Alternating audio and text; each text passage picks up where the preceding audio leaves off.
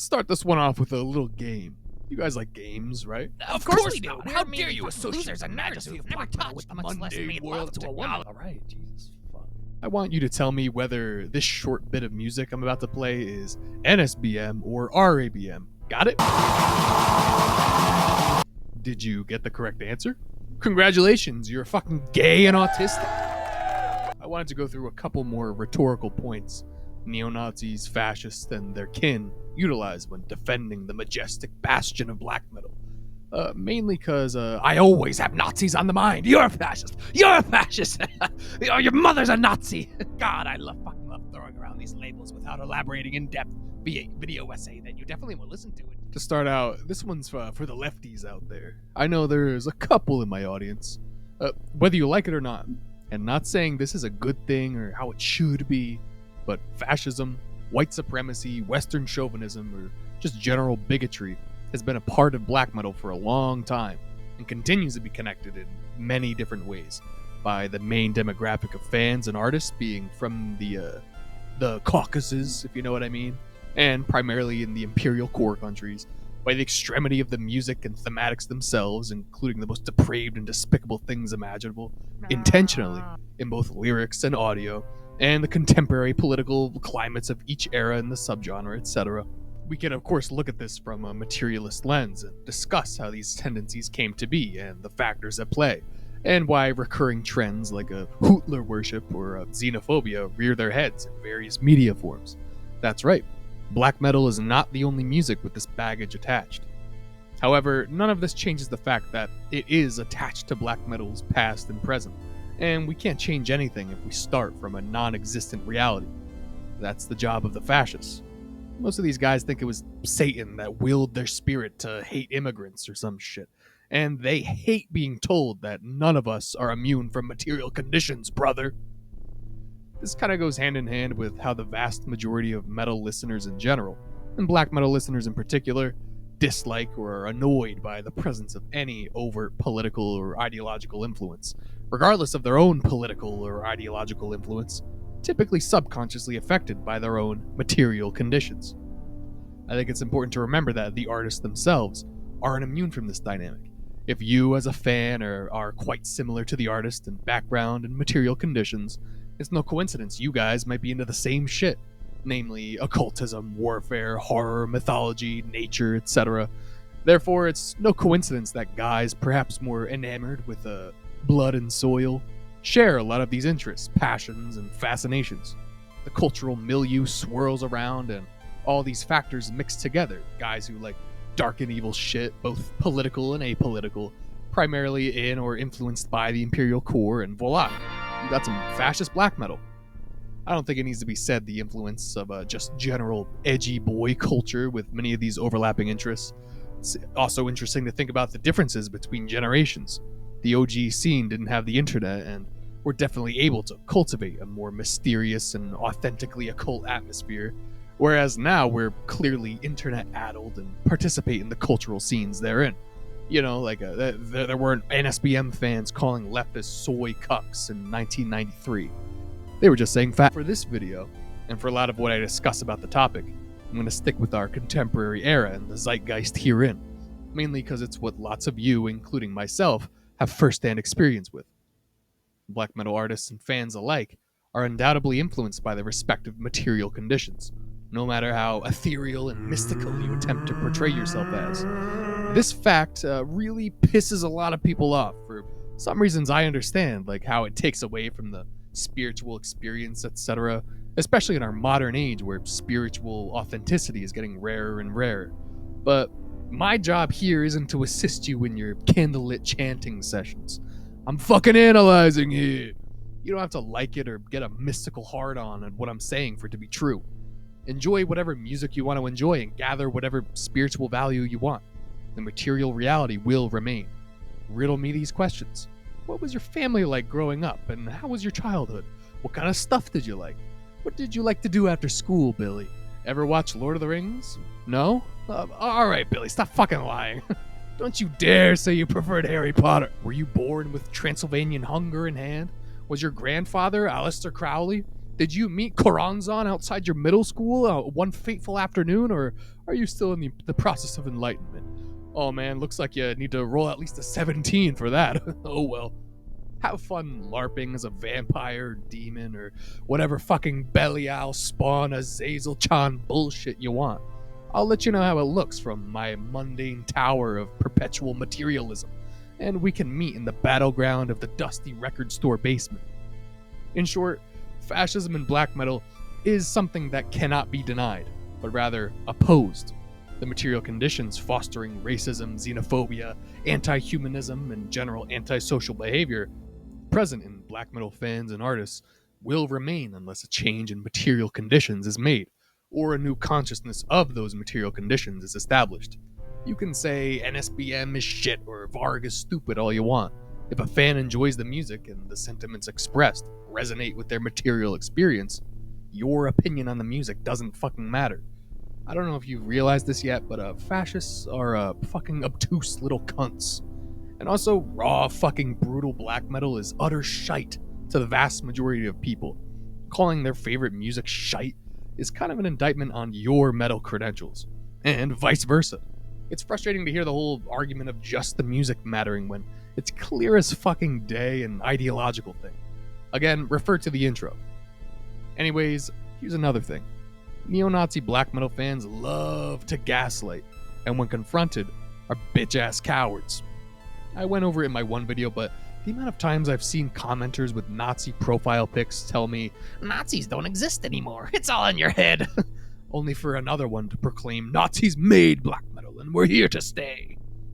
Obviously, the response is self-evident, but it's related to the sheer contradiction present in their ideology.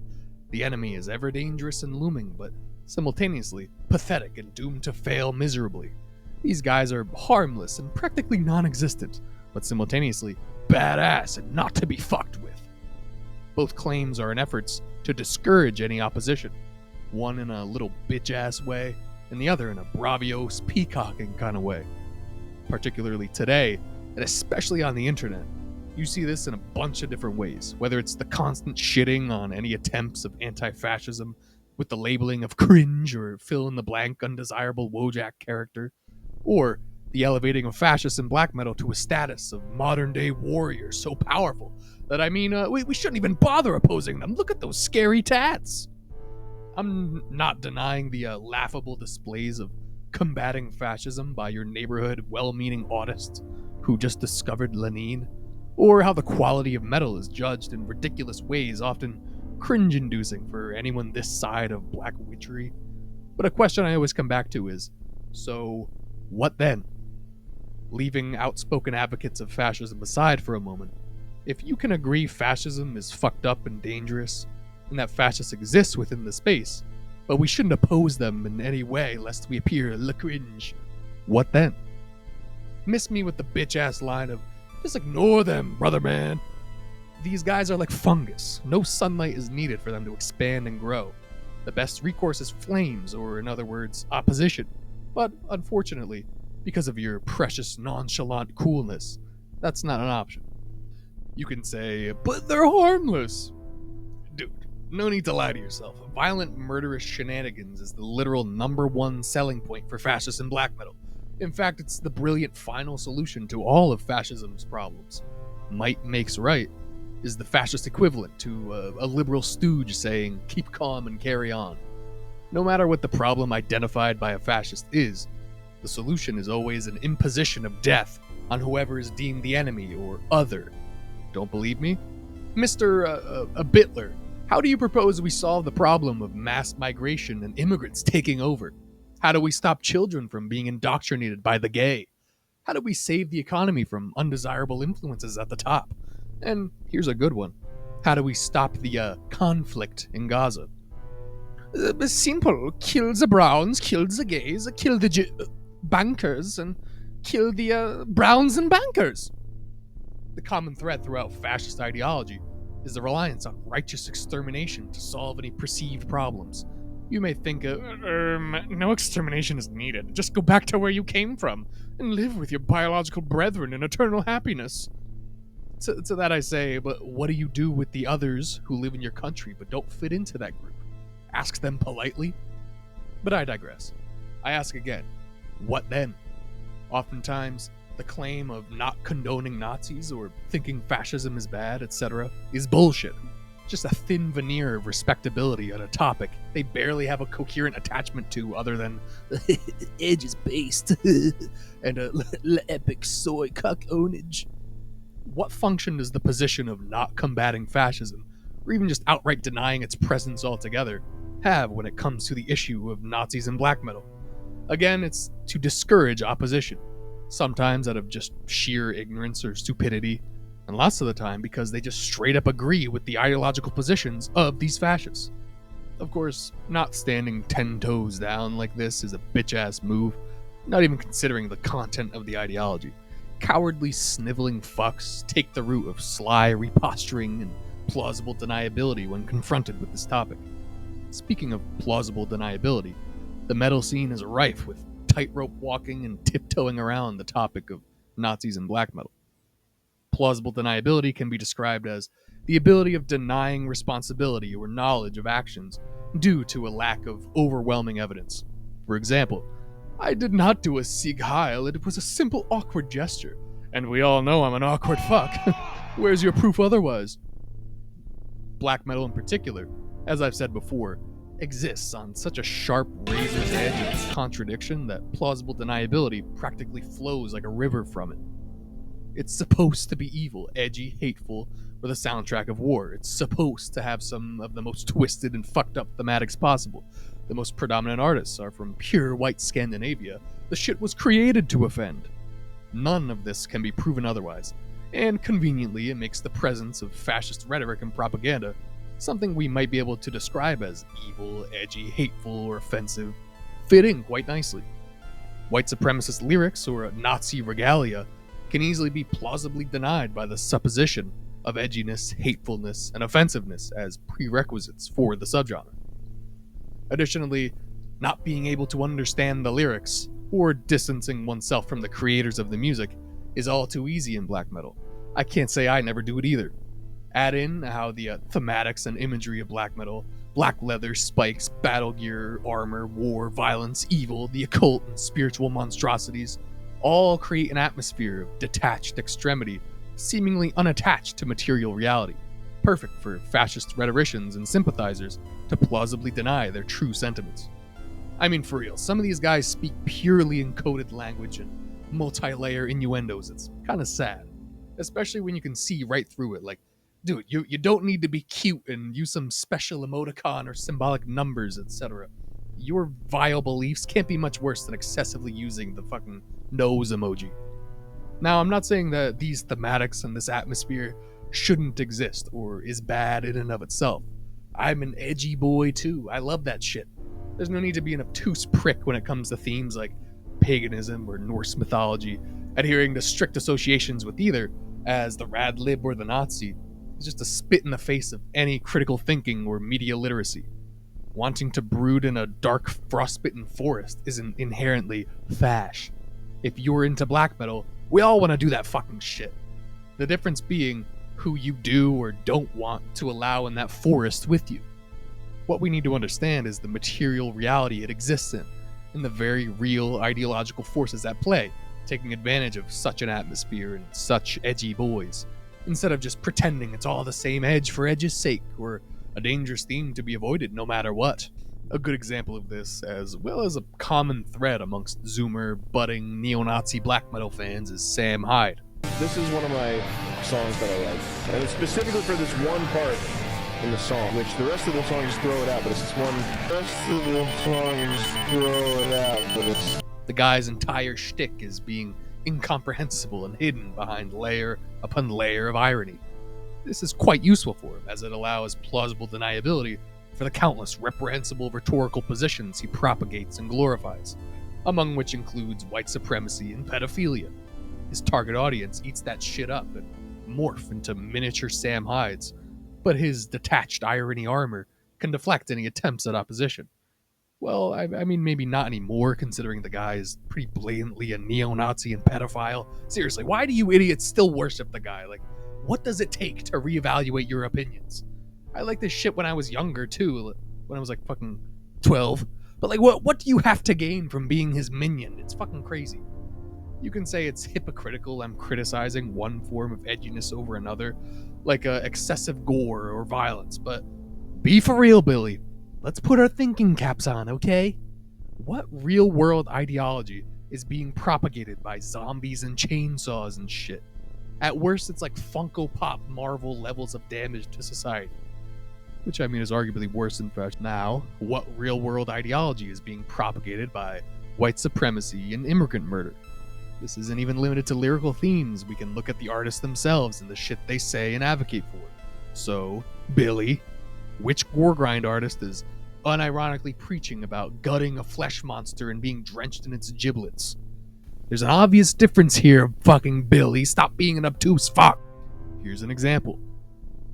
First of all, I think openly hating humanity, as much as I get it, you know, like epic-based misanthropic aspirations, but it's pretty fucking stupid, and it isn't somehow removed from fascist ideology. In fact, the former feeds into the latter most of the time. This is just an arbitrary creation of opposing sides to suit a lazy worldview that favors skin-deep analysis and only serves the further discouraging of any opposition to fascism. Both sides are so annoying. What then? What are we supposed to do about it? I don't know. All humanity should just die. Ein fantastische Idee. We should start with the communists and the Jews and the Browns and the gays. Also, can't forget the blatantly obvious coded language of FBI statistics and personal experiences. Oh, wow, that sounds so innocuous. Tell me, what are these enlightening FBI statistics and experiences? I do hope they aren't cynically utilized to encourage racism and xenophobia. Lots of these guys pretend like they're babies to avoid any of these questions, you know, like they're supposed to be these wise occult philosophers delving into hidden meanings and inner truths, but Satan forbid you show how something is an obvious Nazi dog whistle, and all of a sudden they lose all media literacy and any capacity for critical thinking. Hence why coded language and symbolism is needed. It provides protection against scrutiny and ample plausible deniability. And also it's just flat out necessary to trick impressionable babies into believing fascist rhetoric. Why show how the Nazis ended up, with their fatherland obliterated and their glorious leader rotting in a bunker with a bullet in his head? Or upside down, or fading into obscurity as just another hated oppressor, today busted as pedophiles or losers or creeps or just the worst that humanity has to offer, when rather, you could just show some propaganda posters or concoct some fantasy to worship. The made-up conception of the glorious Ubermensch is a whole lot more convincing than a self-hating beta-cuck goblin. Quick tangent, I often see people point out how fascism exists within third world black metal scenes like throughout South America or India, as if it's some own against me and how I supposedly think the Browns can do no wrong. Basically, it's a weaponization of a liberal stereotype, you know, performative racialization bullshit to suit their goal of portraying me as a hypocrite. Newsflash, racial hierarchies exist throughout the world and especially in the global south, of which white supremacy still reigns supreme. Why and where do you think this came from? Massive shocker, but Western imperialist powers introduced and cultivated racial supremacy to better support their geopolitical interests. Centuries of destabilization, forced apartheid regimes, and pseudo-scientific racialism has, believe it or not, fucked up a lot of shit in these colonized regions. Additionally, outright racism in like the blacks play their music too loud kind of way isn't necessarily an essential component of fascism, especially if you want to appeal to as many people as possible. This is where you see all the good ones, etc., and post-racial kind of shit. Something good for casting a wide net, but bad for the true believers and real ones, the guys that we can comfortably affirm as Nazis. In other words, Nazism is a more extreme and freakish form of fascism, molded by their contemporary circumstances, in something like black metal, not particularly directed towards a mass audience and unabashedly on the extreme side of things. Which form of fascism do you think is more prevalent? The howdy-doody, pseudo-inclusive and diverse one? or the pure, true fucking Reichenheimer one? Again, please spend more than 2 seconds in a passing glance analyzing this shit in the ideological manipulation games at play, or else you might fall for the inclusive and smiling expansion pass for fascism we're seeing now. You're one of the good ones until you're not. Incessant micro-categorizing and actuallying fascism primarily serves the obscuring interests of fascism itself, something that thrives on muddy waters and concocted rationales to potentially label anyone and anything the enemy. Speaking of coded language, I can't help but feel the most outspoken advocates of fascism in the black metal scene are extremely defensive, particularly when it comes to the accusation of, you call everything you don't like Nazis, or how they're merely trying to save their culture, or just general anti-woke sentiment. All stuff that requires coded language to protect oneself from the unfair analysis levied by stinky commies. Commies themselves are notoriously defensive, but I'll get to that in a second. First of all, anyone who says I call everything I don't like Nazis is just a liar. I understand that criticism when it's actually applicable. Like, for instance, if a radlib accuses any black metal whatsoever as fasci, or even like how any interest in fucking World War II or Napoleon or some shit is giving fash. If anything, I'm sometimes a little too nice and fair to fascists or fascist sympathizers. I went out of my way to describe the nuance in John Nodvite in Dissection, the classic anti-Antifa hero Marduk, and even about how non-NSBM like Burzum is utilized as cover by fascists, explicitly because it isn't NSBM. A similar dynamic is at play with war metal bands like Conqueror, where since it's not NSBM, you can get away with using it to propagate Nazi shit without immediately getting called out. All this shit is just the objective reality of extreme metal and the ideological forces therein. I have no control over that objective reality, yet I still get accused of throwing around the label too much, sometimes having blatant lies thrown at me, like how I supposedly said cannon fiber was NSBM. These reactions are just some of the ways how fascists in the scene are perpetually defensive in their posturing and rhetoric, claiming how the presence of annoying leftoids and their concocted connection with modernity and pop culture justifies their disillusionment with these things, and hence how it's the leftoids' fault for pushing us into becoming Nazis. This makes me think of how it's incomprehensible for them to acknowledge the impact Western capitalist powers and the CIA in particular had on socialist countries' psyche and their inevitable defensive measures, but we should somehow feel bad for how progressive politics pushed me all the way to fascism. Like, there's absolutely zero nuance or analysis of how there were lists of suspected communists massacred for decades, and countless espionage operations against socialists, and dozens of coups, assassinations, and infiltrations against socialist groups, and how this impacted the psychology of the contemporary left. But for some reason, we need to be a bit more understanding of the far right's feelings, and why they're so angry at the Jews and Browns. Give me a fucking break. If the radical left had nearly as much Western funding as fascist think tanks and paramilitary groups, we'd have fucking high-speed rail covering the entire world. This is where a lot of these conversations unfortunately don't go. We hear so much about separating art from artists and trying to remain unbiased and not accusing others of bad things, etc., etc., etc., that we don't finally ask the question of what then?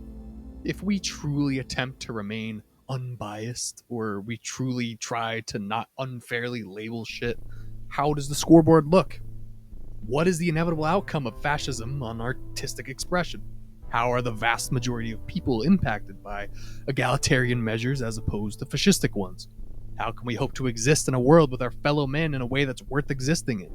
When is a good time to oppose Nazi shit? Why should we wait for your go-ahead of based-ness to oppose something clearly reprehensible? Some of you might simply not give a fuck and hope for the downfall of the world instead. To that I say, you first, coward. Otherwise, it's quite clear to see the disastrous outcome awaiting us if fascist ideology is followed through with. Ceaseless vilification of outgroups and unending repressive measures by the self-proclaimed superiors. Enforcement of the religion of might makes right, culling the weak and slaughtering the poor in the name of some concept of faux supremacy. Endless manipulation of the masses in service of whoever rises to the top of the sycophantic merry-go-round. setting group against group and other against other until there are no others and there are no alternatives. Do you think you'll make it to the promised land in this Mad Max hellscape of justified genocide? Do you think your grandmother or disabled brother would be okay with their culling in service of the supreme being? Do you think your chinless face and receding hairline and lack of any charisma is worthy of such an exalted race? Or do you think we can and should strive for something better? A world where arbitrary difference isn't vilified and our common humanity is embraced, regardless of what music you prefer.